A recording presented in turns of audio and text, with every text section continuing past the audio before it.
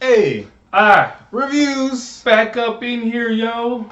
and we are back from the movies, bringing you another double feature Friday, aka Thursday, but Friday. Yeah. So, Ian went to go see Hunter Killer with the boy Gerard Butler and Gary Oldman. Those are the two main stars. In Common. Using used to advertise this film. Common as well. Common's kind of like the third wheel in the big, grand scheme of things. But for most of us, he's a big star, right? Yeah. So, first things first. If anyone's ever seen Hunt for Red October, the trailer for me, very reminiscent. Very reminiscent. Ian? Yeah, I mean, it's very kind of similar for October, Clear and Present Danger, basically a Jack Ryan type series. This is kind of what this is sort of take off. I know it's based on another book, but not in that series. It's just someone else wrote a different book, and they kind of had a whole spy espionage submarine thing going. It's not too bad. If you like those other movies and it's very similar, you're probably going to like this one also as well. I mean, it's done pretty well, had nice little suspense and tension. Things going on. Are they going to go to war? Is it not going to go to war? What's all going on with Russia and the U.S.? How would you say these actors, so like obviously we know Gary Oldman is known for very good performances, and Gerard Butler has been in some different films. Den of Thieves most recently is what I can think of. Good performance there as well. And Common, he's never been really known for having like huge scenes that are super impactful. Would you say he kind of has the same type of role in this one as well, or would you say that everyone kind of shines a little bit in the characters that they were cast as? Oldman actually does not have a massive role in this movie. Okay. He kind of just like pops in here and there. It's kind of like the one character you're like, just shut up. Like, you don't understand what's going on. Just shut up. But I mean, he's there kind of. He's like commander, like the advisor to the president. So he has to kind of like explain what's going on. But I feel like at times he doesn't really fully understand what's going on. Like he's more like that action. Like we gotta do something. Like they did something to us. Bomb everybody. Like that's kind of like his very reactionary. Yeah, his kind of mentality into the movie. Everybody's like, hold on, can we get some intel first? Can we figure out what's going on? Yeah, the enemy killed him. He was like, can we figure out what's going on? It might be another way before we start World War III. Can we do that? Like, so that's kind of how like Common's character is trying to like de-escalate situations. So he's coming in like, hey, like can we just figure out something else, or we can do this? That. We don't have to do all that. And then like Gerard Butler's character is kind of like he's the captain of the Hunter Killer. This is Alabama, I guess what they call it. And so it's just him basically trying to deal with all the orders they're giving him, and then also what he sees out in the water. Gotcha. Dealing with Russia and what's going on, and it's sort of like a weird mystery in the middle of it, kind of what happens to this one ship because it blows up, and they're like, no spoilers. I mean, it shows up in the thing. It shows up in the trailer. Like, there's an explosion, so you're trying to figure out what happens. And they're out there in the water, like, well, what happened? What's going on? Are we at war, or is this just what? Okay. Do they run into each other? What's going on?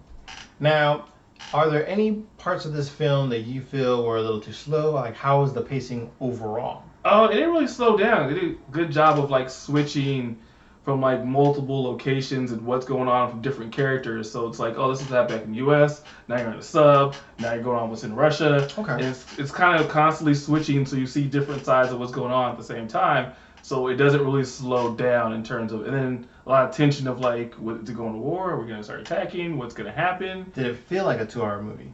It didn't. It didn't really give that. I mean, there's a lull, but you kind of like that tension, that build, like toward the end of the movie, you're just kind of like, okay, this is what's gonna happen here? Like, this might change. What's going on? Okay. I mean, if I feel like, okay, they might go the whole path of like, let's save the day and everything's all nice and rainbows, or they say, hey, screw it, World War III.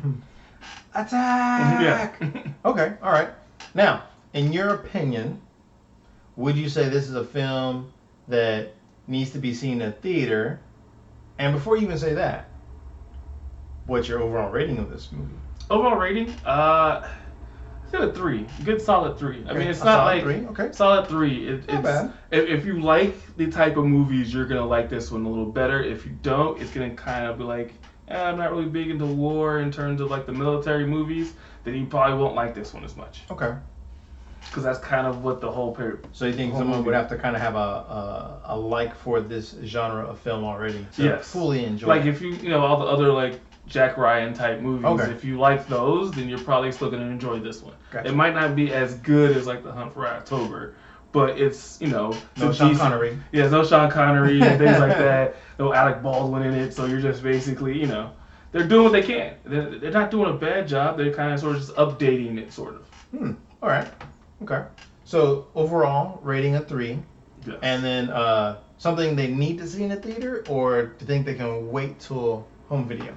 I mean, you could wait. I mean, there are some action scenes and things like that that would be kind of cool in surround sound and things like that. You know, explosions, especially the stuff with the submarines and any other fighting. There's a lot of explosions and a lot of stuff that's going on. So there is action throughout the movie. Okay. So that would kind of be cool to see movie theater wise. Other than that, I mean, it's still a decent movie to see movie theater or see at home. Gotcha. All right. So overall, a 3, a decent watch according to Ian.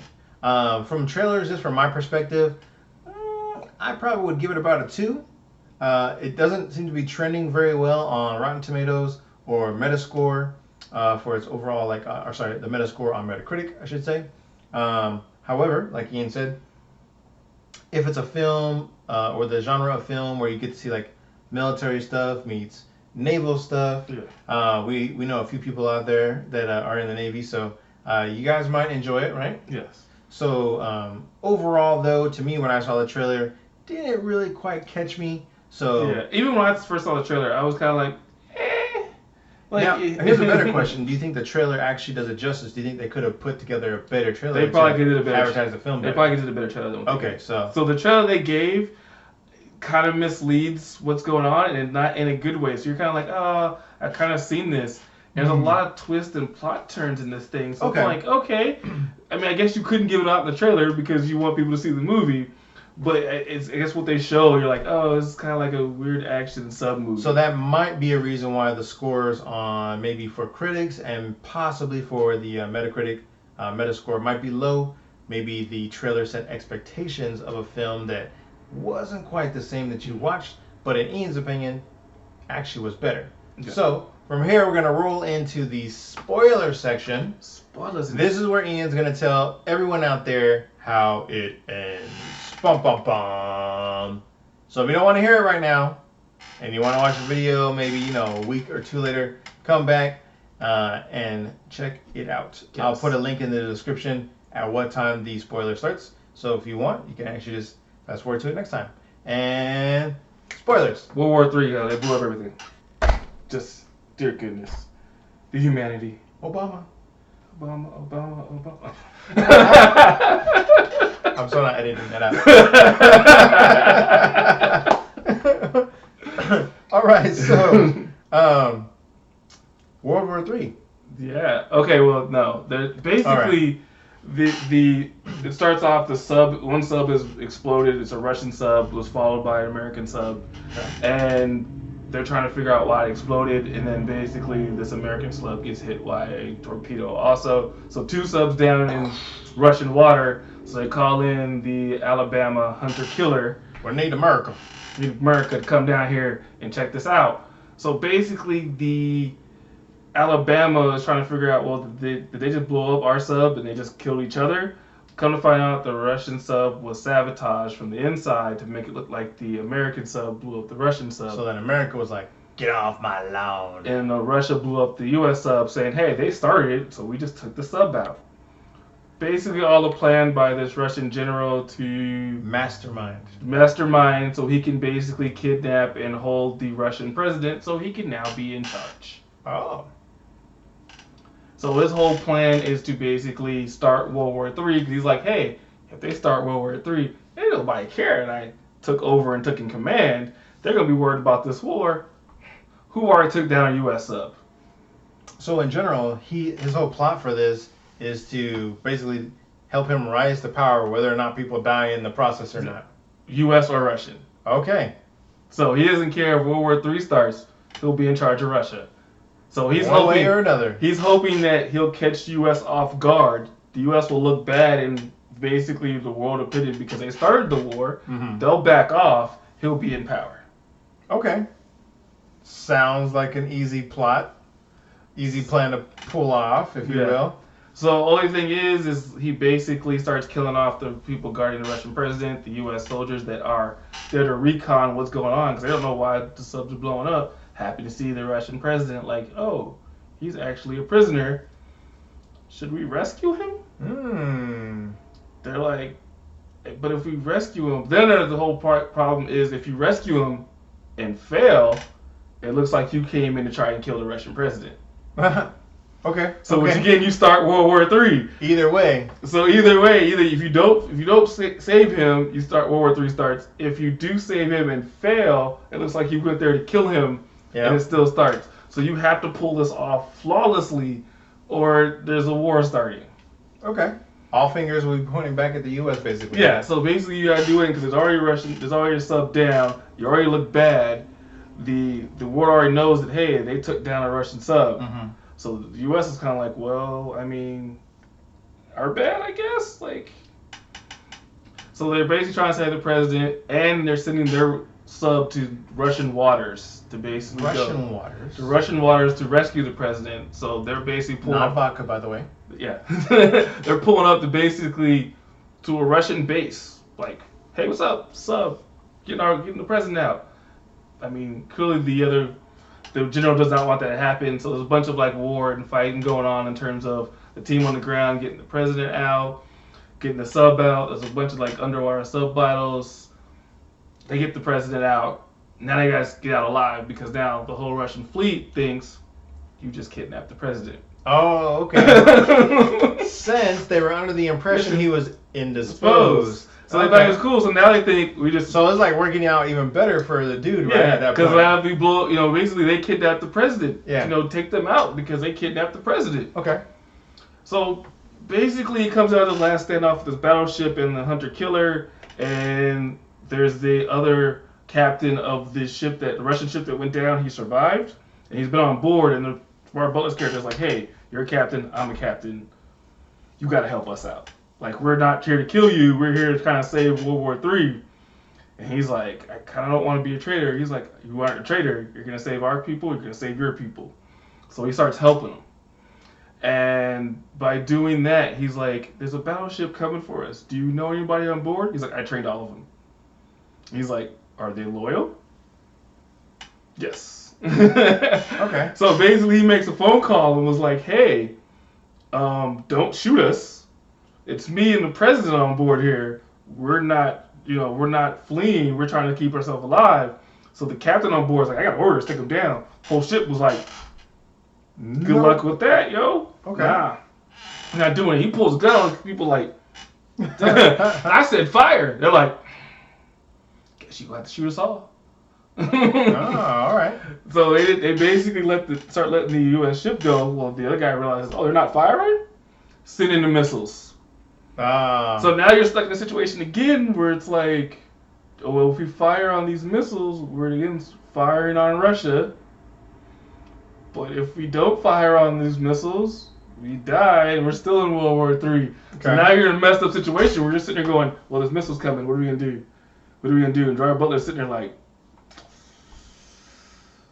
and they're sitting here like, well, you want to fire? We're out of time. Fire. We got to fire. We got to fire. We got to fire. They're coming. Time runs up. The Russian destroyer basically saves them. So they shoot out the missiles, and they basically shoot the base that the general was out. Kill the general. Oh. So they killed the general. It was like, nah, son, we got that handled. You guys are good. Oh, man. So basically, they save the Russian president. They bring him back to Russia. Okay. He basically calls everything off. No more coup. Like, there's like no more coup. Basically the U.S. side's like, dear goodness, yo, we almost went down on that one. Watch that one. Yeah, they were at full war strength. I mean, they literally had fleets in the ocean looking across each other about to go at it. And they basically got the president back just in time. All right. Now, there's also a whole battle on the ground. Semi-happy ending, it sounds like. Yeah. The only reason why I say semi-happy ending because clearly the general didn't get what he wanted. Well, and then a lot of other people died, so there's like some of the ground forces people at the platoon. Lives lost. Yeah, the platoon that went in there, they didn't. Two of them survived out of the 4 that went in there. So, Crap. and Okay. so 2 of them sacrificed themselves so they could get the president out. So it wasn't the most happiest and joyful occasion. There's a lot of sacrifices and ships going down. So Very they lost Star a lot. Warsy sounding. Yeah. No, go on without me. You're like, Man. All right. Anything else spoiler worthy to share? So other- basically, it ends with the president being rescued after Yes. a ton of sacrifice. It Yes. sounds like on both sides of the fence. Yes. And a kind of restored balance of power. Yeah, because now the Russian president, I guess, has more respect for the U.S. Okay. guys, because they're sitting there going, okay, So you the U.S. saved is it. viewed in a different light? Yeah, like you didn't have to come save me, But you and did. came and saved me, right? Like Yeah. you basically did all this, so they have a better understanding of like, hey, you could have just let me die and just been like, nah, it's not our problem, yo, and let it gone. But you came in and saved him, so that's kind of how it goes. You got the 2 commander with Gerard Butler's character, and then like the army one that was on the ground, Mhm. and he went back to save his boy, and he could have got out. Okay. And he let his sniper, which got hurt earlier, was just stuck in the trees, and he was like, well, guess I'm gonna die out here. And he went back to save him, so at least 2 of the 4 got out. That's not bad. That's not bad. 50%. I mean, 50%. Okay. So it sounds like decent ending. Good story all the way leading up to it. but they made it look like for most of the movie that it was inevitable, that there was gonna go a war. Like this is gonna happen. It's gonna happen. I mean, whatever decision you make, there's war on this decision and there's war on that decision. Okay. Good luck. Makes sense. Makes sense. All right.